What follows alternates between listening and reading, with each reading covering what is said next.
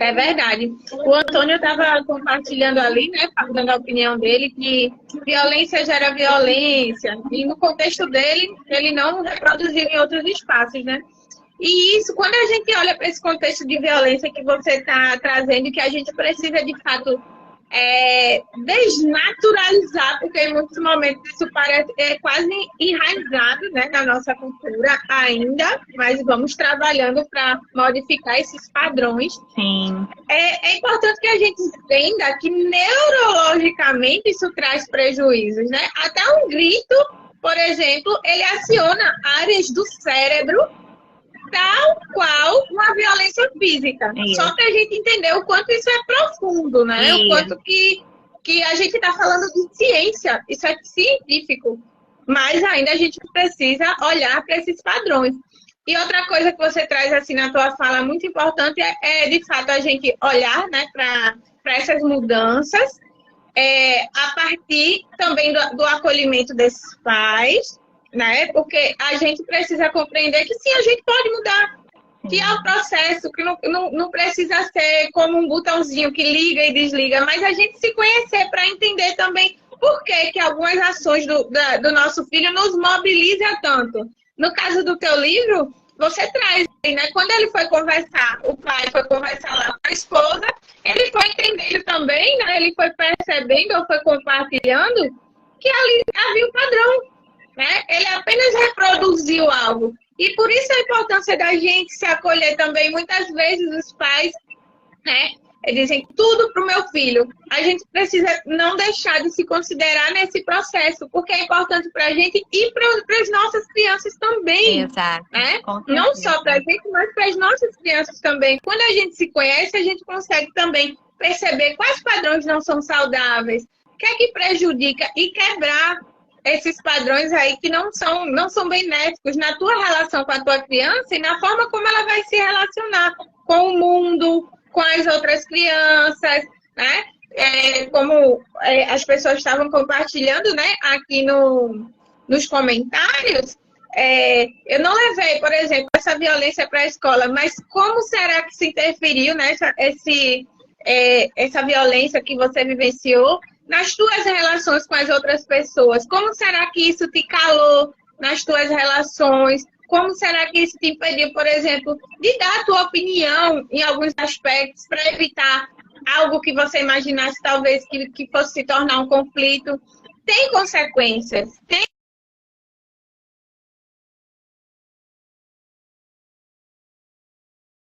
especificamente, isso vai ocasionar tal coisa, mas a gente sabe que pode interferir na relação dessa criança, até com a aprendizagem, né? Uma criança que reprime suas emoções vai ter dificuldade de lidar com a raiva, com a tristeza. Então, muitas vezes ela vai até se cobrar o dobro para evitar, por exemplo, lidar com a frustração. Então, tem consequências, né? Não só nessa área, mas, por exemplo, de desenvolver até uma ansiedade, sabe? Algo nesse sentido, porque eu nem entendo, não consigo identificar o que eu estou sentindo e não consigo lidar com isso.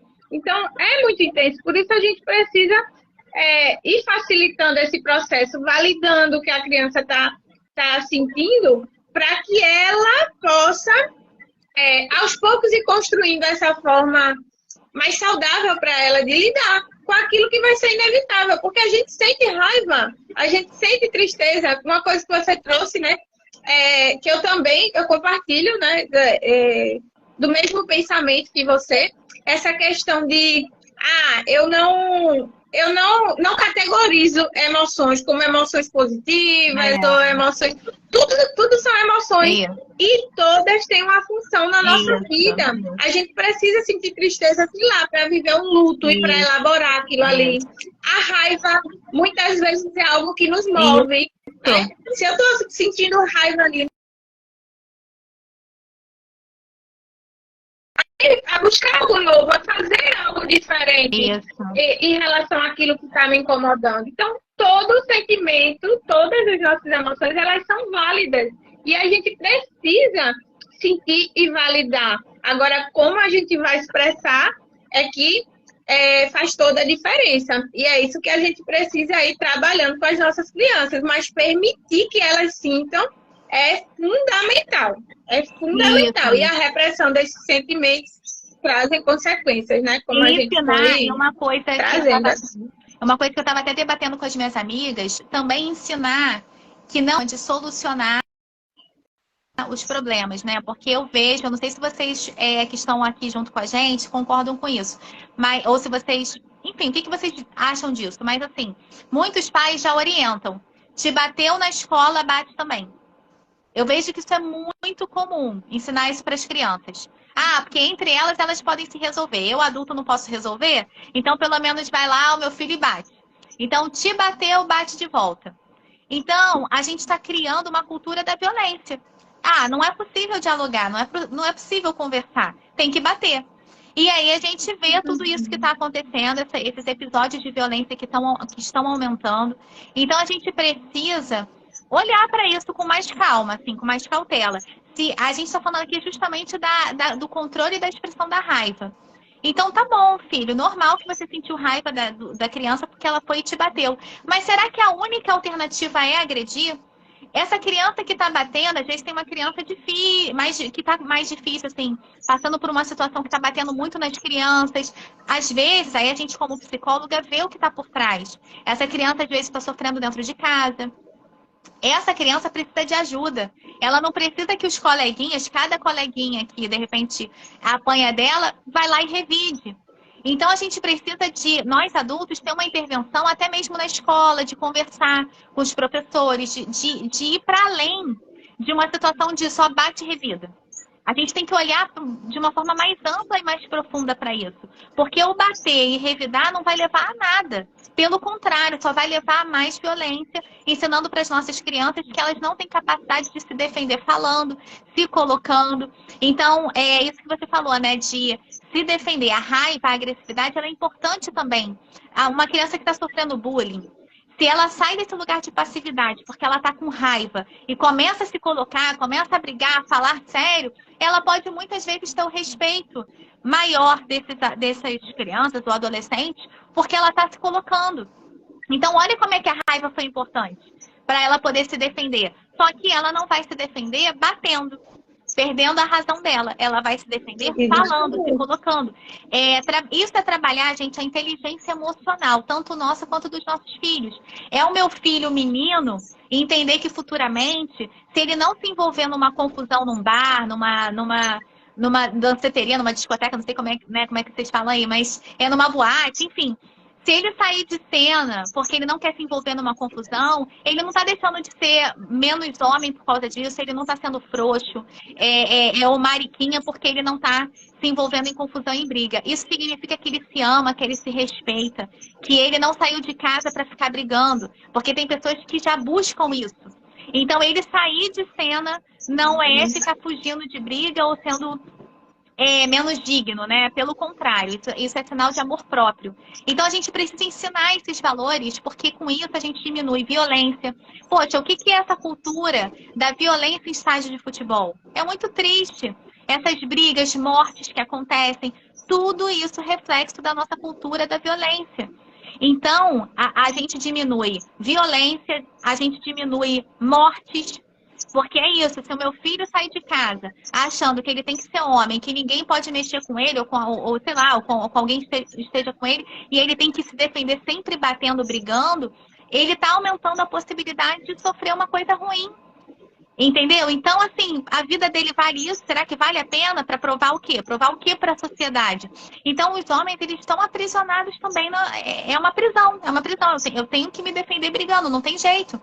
Então, a gente precisa refletir bastante sobre isso. Aí, isso eu até falei baseado na sua fala, Antônio. Que o Antônio escreveu aqui. Quase sempre eu vejo uma mãe batendo, agredindo um filho. E eu sempre falo, porque bater isso não vai ensinar nada. Bater só vai gerar um sentimento de violência e liberdade no filho para outros alunos. Então, é isso, a violência vai gerando violência, sabe? E eu falo a mesma coisa do castigo. Quando também acontece o castigo, a criança ela não vai ficar melhor porque colocou de castigo. ela tá com raiva, tá com mais raiva ainda porque tem que ficar de castigo. Então, o importante é a conscientização a respeito daquilo que se fez. Não adianta eu ficar lá, a criança ficar de castigo lá pensando que perdeu o celular. Ela tem que refletir junto com os pais, conversando, o quão de repente mal ela fez para um amigo, por exemplo, porque fez alguma coisa, ou fez mal para os pais, como que os pais estão se sentindo a respeito do que ela fez. É sobre isso que tem que se conversar. E não ela aprender a tratar bem os outros porque ela vai perder o celular. Não é por aí, né? É verdade. É bem isso, né? E em suma, o que a gente está trazendo a gente tem o direito e deve sentir os nossos sentimentos, mas a gente precisa, tanto para a gente quanto para as nossas crianças, facilitar essa expressão dos nossos sentimentos de forma mais saudável. Que não nos coloque em risco, que não coloque em risco as outras pessoas, enfim. É um pouco isso. Mas me conte aí, Luana, como é que você percebe, assim, como facilitar essa expressão dos sentimentos das crianças? Então, é isso, né? A gente tem que entender que quanto mais eu facilitar a expressão dos meus próprios sentimentos, mais eu vou conseguir que meus filhos se expressem. Se eu mesma negligencio meus sentimentos, se eu estou sempre ligada à parte prática da vida, e é vida que segue, engole o choro, eu não vou conseguir facilitar essa expressão. Eu acho que isso é um entendimento muito importante, porque muito livro de autoajuda vai apontar, faz isso, faz aquilo, mas não adianta o fazer, o saber que tem que fazer, se você emocionalmente está travado com as suas emoções. Você não consegue, você bloqueia, você não acha importante. Então, acho que isso é um primeiro fator. Nós, pais, precisamos buscar autoconhecimento. Nós, pais, precisamos saber.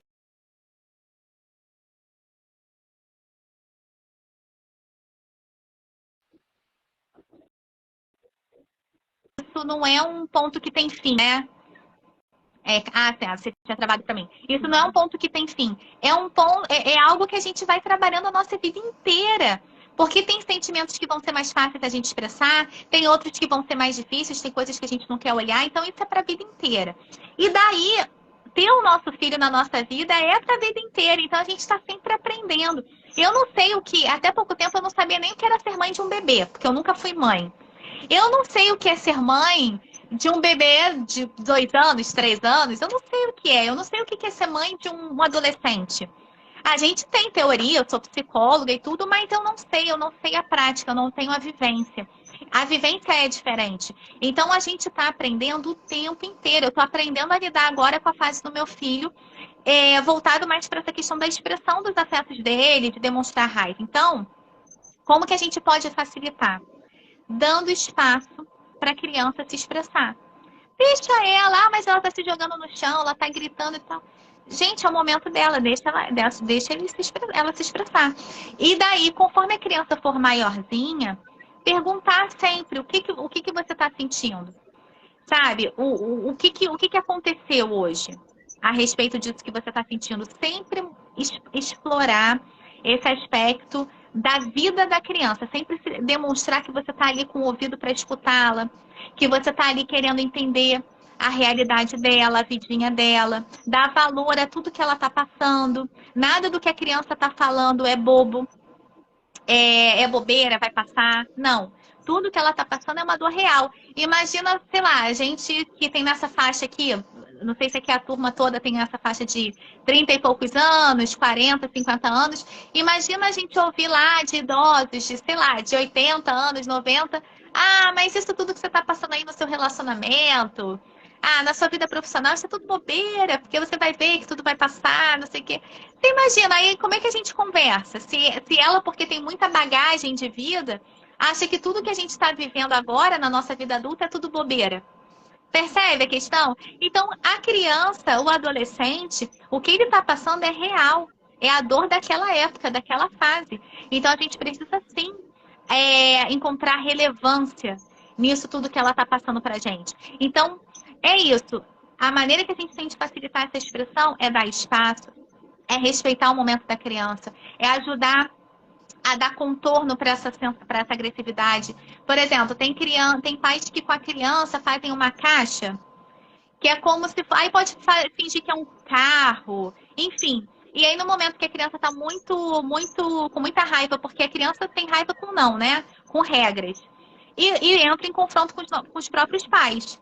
E aí os pais vão ter que falar, vão ter que é uma coisa muito importante, vai ter que afirmar, não pode, por causa disso, só que as crianças não entendem o porquê. E daí, você vai brigar, bater? Não é esse o caminho que nada vai adiantar. A criança ela ainda não está madura para entender aquilo. Então, a forma que você tem, talvez, de colocar para a criança é: quer ir para o seu carrinho? Aí é uma caixa que a criança entra para poder socar, para poder ficar ali dentro, botando para fora aquilo que está sentindo. Quer ir para o canto da calma? Aí tem criança que tem uma cabaninha. Aí vai para o cantinho da calma. Então, assim, ó, tá nervoso, vai para o canto da calma. Então, isso não é castigo, entendeu? Não é isso. Ah, você vai ser punido porque você está demonstrando a raiva. Então, ninguém merece ser punido porque está com raiva de alguma coisa. E isso afeta diretamente a nossa autoestima na vida adulta. É isso, não posso sentir raiva, não posso me expressar, não posso falar com alguém que está me incomodando. Olha só, isso, a maneira como você fala comigo me incomoda. Eu não gosto que você fale assim comigo. Como que eu vou ter autoconfiança para falar isso com alguém se eu fui ensinada a vida inteira que eu não posso sentir raiva, que eu fico de castigo se eu expressar minha raiva?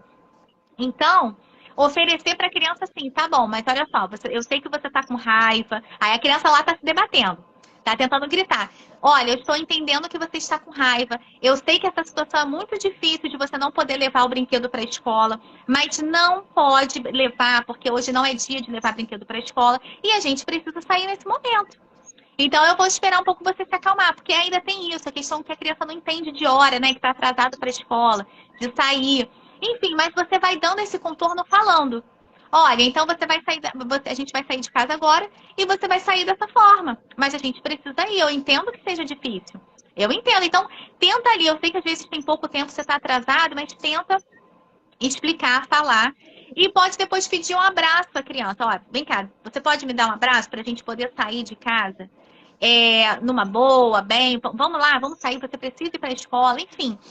Sempre tentando. E se a criança não der, respeitar e vamos sair. Então, a criança vai sair com a raiva dela mesmo, expressando isso e deixar o tempo dela. E não ficar massacrando, brigando com ela. É tentar conversar sobre aquele sentimento. Ah, eu entendo que seja difícil eu não poder fazer isso. Como é que é isso?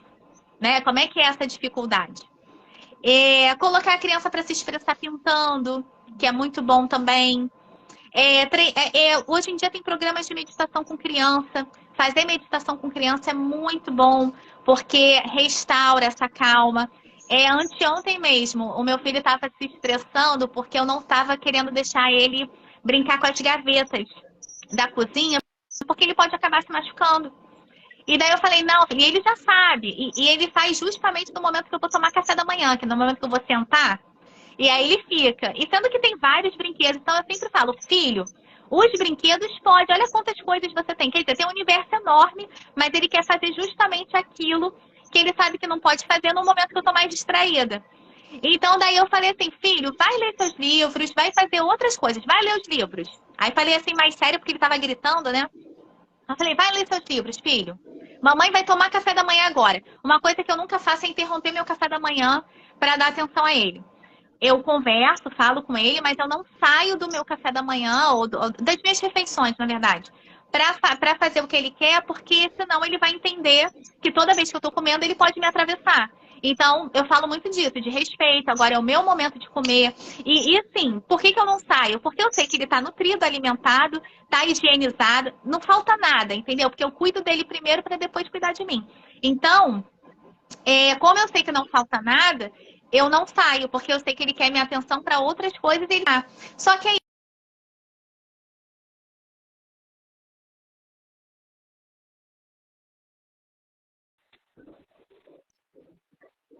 Não, tô te ouvindo, Camila. então é Pode isso. falar. Então aí anteontem foi isso. Eu falei, vai ler o livro e tal. Aí ele foi ler o livro. Quer dizer, que é um momentinho que ele gosta também, que relaxa ele, que é um momento calmo, né? Você conhecendo o teu filho sabe o que melhor funciona também, né, para ele. A leitura para ele é algo regulador. né? Isso. Mas você traz muito essa questão que começa na gente, né? A gente precisa começar olhando para a gente. Justamente eu coloco no meu capítulo, tem um parágrafo que fala um pouco sobre isso. Eu falo sobre o quanto que muitas das dificuldades que a gente enfrenta enquanto adultos carregam esses resquícios da nossa criança interior ferida. Inclusive, eu tenho um curso que é voltado à autoestima infantil. E o primeiro módulo dele é justamente focado nos pais. É focado nos pais, porque eu não tenho como né, dar andamento em um monte de outras questões voltadas às nossas crianças se a gente não olha para esses adultos de referência. Então, assim, compartilho demais com o teu pensamento, com a tua opinião, porque é assim também que eu penso na minha prática. Primeiro, a gente precisa se olhar enquanto adultos para se compreender e conseguir entender por que aqueles comportamentos das crianças nos mobilizam, por que aquela situação específica toca tanto na gente, que ficou tão forte na tua fala quando tu demonstra um pouco do teu livro, sabe? O teu livro mostra isso. Por que aquela situação mobilizou tanto aquele pai? E aí você traz, né, essa reprodução. Então, de fato, é o primeiro passo, né? Olhar para a gente, se compreender, para poder entender também as nossas crianças. Eu acho que a gente conseguiu contemplar, né, o nosso objetivo no que a gente queria trazer. Eu queria ver, já que a gente está trazendo assim, né, um pouco do quanto que é importante a gente também olhar para a gente, do quanto que é importante a gente se conectar com essa criança interior que a gente tem. Que tal a gente fazer aqui um momento de conexão com as nossas crianças interior, né? Enfim, com uma brincadeira. Quantas vezes a gente, enquanto adulto, tem dificuldade até olhar assim e dizer, mas eu não sei, Camila, eu não sei brincar com meu filho. E às vezes o que a gente precisa é se conectar com essa nossa criança que todos nós temos. Então, vamos fazer uma brincadeira agora? Vamos brincar. Será que a gente consegue nesse horário? Vamos brincar. Eu não sei se tem hora limite, né, na live, mas qualquer coisa, eu acho que eles sinalizam aqui. A gente, né, pensou juntas em que tipo de brincadeira que a gente poderia fazer para todo mundo que está conseguir, se quiser e se sentir confortável, participar também. E aí a gente pensou em fazer uma dedonha, né? A dedonha mais terapêutica, onde a gente vai colocar aqui, né, a quantidade de dedos, ver qual a letra que sai. E aí a gente pensou em 3 pontos. Quais foram os 3, Luana? A gente vai cair numa letra, né? E aí a gente tem que falar um sentimento com essa letra. No caso, vocês vão escrever aqui um sentimento, uma brincadeira e um brinquedo. Pronto. Vamos começar? Vamos. A dedonha.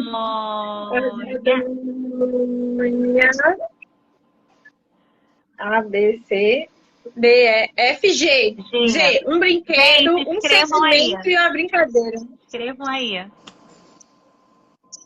Sentimento, a gente já pode ir falando, não? Deixa eu só escrever aqui pro pessoal, ó. Sentimento, brincadeira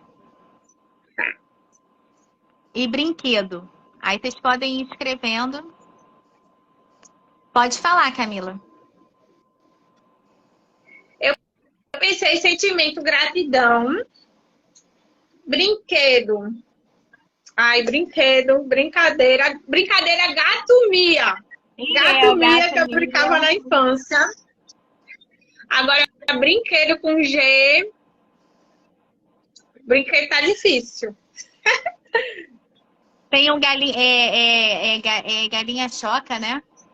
Galinha choca, chocou o ovo, saiu minhoca, lembra? Brinquedo também. Não, é uma brincadeira, né? Galinha muito choca, bom. né? Isso, é uma brincadeira. Aqui, ele também tá falando gratidão. Brinquedo gira-gira. Brinquedo gira-gira. Gira é como? Eu não conheço. Gangorra é muito bom. Mais o que de brinquedo?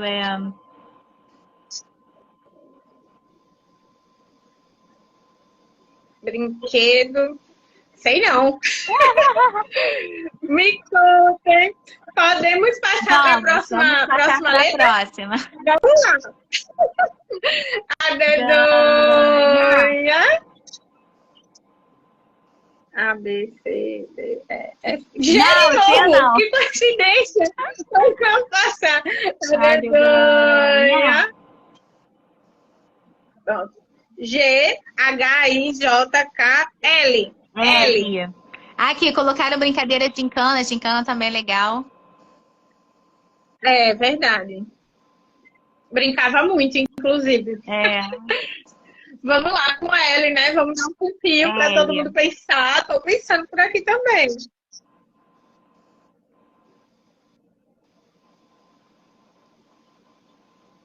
Acho que lamentar é um sentimento também, um sentimento de lamentação. Ai, me sentia lamentação.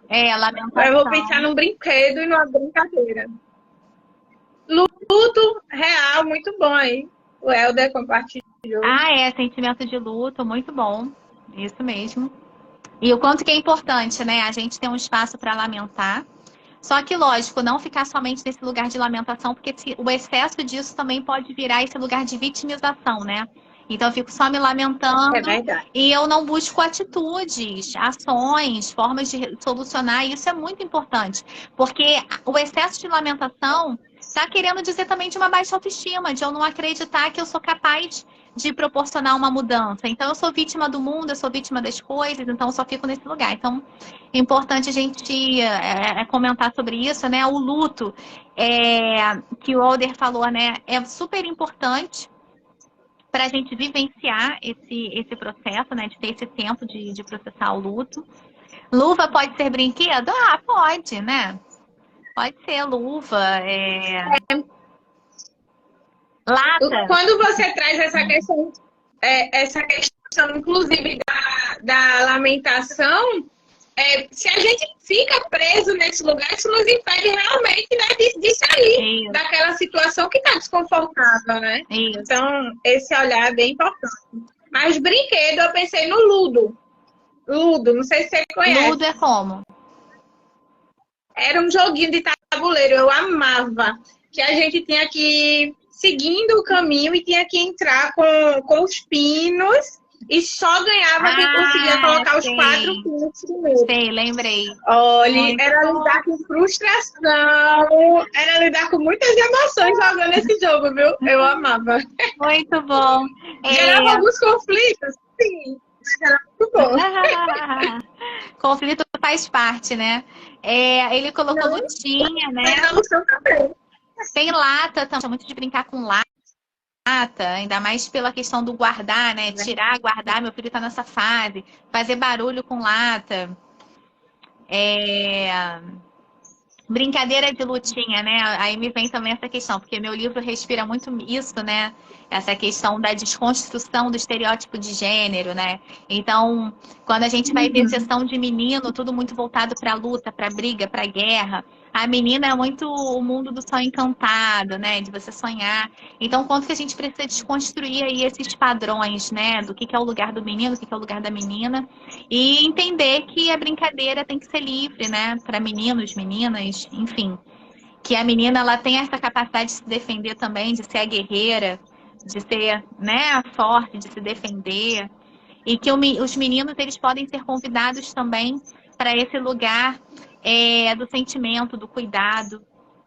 Então, como que isso reflete na vida adulta, né? É verdade. Vamos para a última rodada? Vamos. O que é que você acha? Vamos. Então, vamos lá. A dedonha. A dedonha. Botei 10. 10. J, Então né? Aí é verdade. K. Eita, K. Não, Fica K, difícil, K. De novo. A dedonha. A dedonha. Botei 1. Então, aqui tem F. F. Frustração, sentimento. Lá vai a frustração aparecendo. Felicidade, frustração. Vamos pensar agora. Brincadeira, forca. Forca, eu sempre amei forca. Eu também. Brincava muito. Porque era um brinquedo assim, que não precisava de muitos materiais, né? A gente ia lá e sim. Com pouca coisa, enquanto a gente se diverte, né? O Helder colocou frustração também. Uhum. Felicidade, frustração. Será que a gente consegue pensar em mais? Acho que é isso. Brinquedo, brincadeira, forca, brinquedo. Vamos pensar em brinquedo. Brinquedo, né? Tem brinquedo faca, né? Aí tem faca de panelinha, né? Verdade. O meu filho mesmo, eu comprei panelinha para ele essa semana, né? E aí tem o garfinho, faquinha. Ele adora mexer com as nossas panelas aqui. Aí ganhou um conjuntinho para ele. Aí finge que tá fazendo a comidinha, muito engraçado. Ai, mas era muito bom brincar de comidinha. Muito bom. Eu amava. Futebol também, né? Futebol, brincadeira pode ser futebol. Uhum. Acho que é isso. De modo geral, ver quanto que é possível, né? A gente se conectar com a criança, a gente entrar no mundo da criança com poucos recursos. A gente usou o quê? Só nossas mãos para poder estarmos aqui brincando. E a gente conseguiu brincar mesmo estando distantes fisicamente, né? Então, quanto que a conexão fala também dessa disponibilidade. Eu acho que se conectar com a nossa criança interior também nos dá essa possibilidade de vivenciar momentos lúdicos, momentos divertidos, enfim. Acho que esse era um dos objetivos da gente fazer esse momento de brincar aqui. Muito bom. Juntos. Muito bom mesmo, adorei. Olha, amei a nossa live. Gostei muito de conhecer um pouquinho mais sobre o teu trabalho, conhecer um pouquinho mais sobre o teu capítulo, sobre o teu livro infantil, né? Tão importante essa temática, algumas questões voltadas a essas desconstruções de estereótipos também. Tô encantada. Tô encantada. E é isso. Se você quiser deixar uma mensagem aqui final para a gente encerrar a nossa live, fica à vontade. Quero primeiramente agradecer. Novamente reforçando essa questão, né? A gente não é perfeito, nós somos humanos, nós somos falhos. O mais importante é a nossa consciência a respeito de quem nós somos, de quem nós queremos ser. Então, é essa busca da evolução que é constante.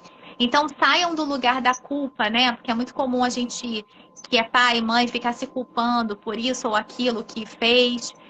É isso, é aceitar a nossa fragilidade, aceitar que é isso que a gente vai falhar muitas vezes, mas o aceitar não significa ser passivo e refém daquilo que a gente faz e ficar se permitindo, ser permissivo a ficar repetindo. Então, não, tudo bem, aconteceu, deixa eu entender por que aconteceu e como que eu posso ser melhor. Quais estratégias, né, eu posso utilizar para fazer diferente. Então, essa busca de sempre dar o nosso melhor é o que é o nosso maior ganho.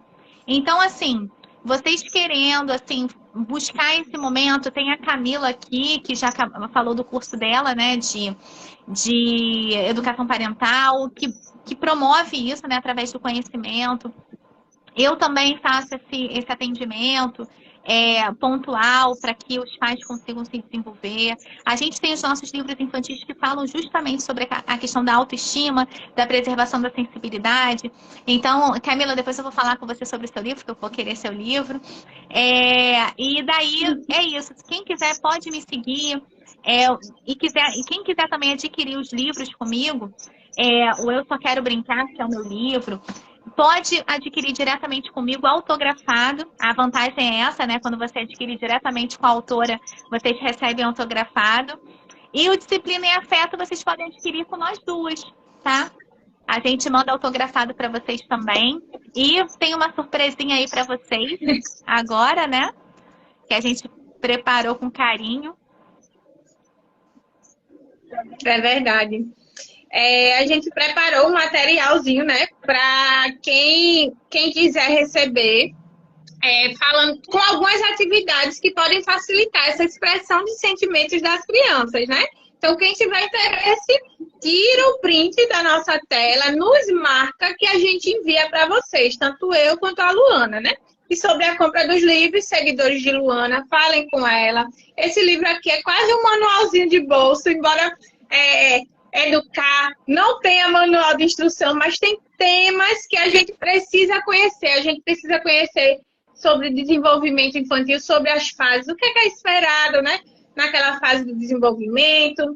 E tem muitas coisas que a gente precisa olhar na nossa parentalidade, ao exercer, né, essa parentalidade. Então, o nosso livro realmente está lindo, né? Cada vez que eu vou lendo um capítulo, eu vou me apaixonando. Então, meus seguidores, falem comigo, seguidores de Luana, falem com Luana, que aí vocês recebem ele autografado, todo bonitinho. Isso. E é isso. E agora, só para confirmar, então a regra para receber o nosso arquivo em PDF, né, com vários dicas e brincadeiras de como facilitar a expressão dos sentimentos, tem que tirar um print agora da nossa página, né, da nossa live aqui, e marcar a gente no Stories, é isso? Marcar no Stories, né? Isso, marcar então, nós duas no Stories que a gente... Só para reforçar, escreve seu Instagram aí pro pessoal.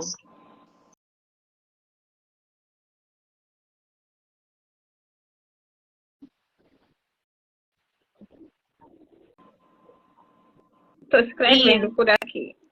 @Psi, Camila. Aí a gente faz a pose com os livros.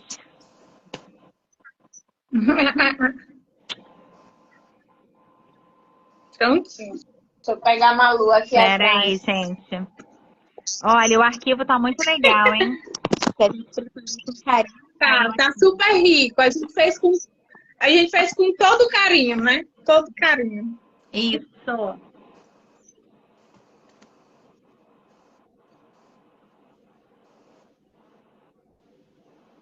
Que demos nosso tempinho. É isso. Acho que foi, né? Foi. Ainda paradinha. Ó, te agradeço muito por você ter aceito, né, esse convite para estar aqui, para a gente estar conversando um pouquinho mais sobre nossos capítulos, conhecer um pouquinho mais, né, do teu trabalho. Foi um prazer, né, começar essa manhã conversando com você e com o pessoal que estava aqui nos acompanhando. Agradeço também quem ficou aqui com a gente, quem participou conosco. Hoje à noite tem a última live dessa semana aí, né, de lançamento, que eu vou falar justamente sobre autoestima infantil, trazendo a perspectiva um pouco, né, do que eu escrevi no livro, trazendo alguns pontos da rotina da criança que podem contribuir aí nesse processo, nessa relação com a autoestima. Muito bom. Isso.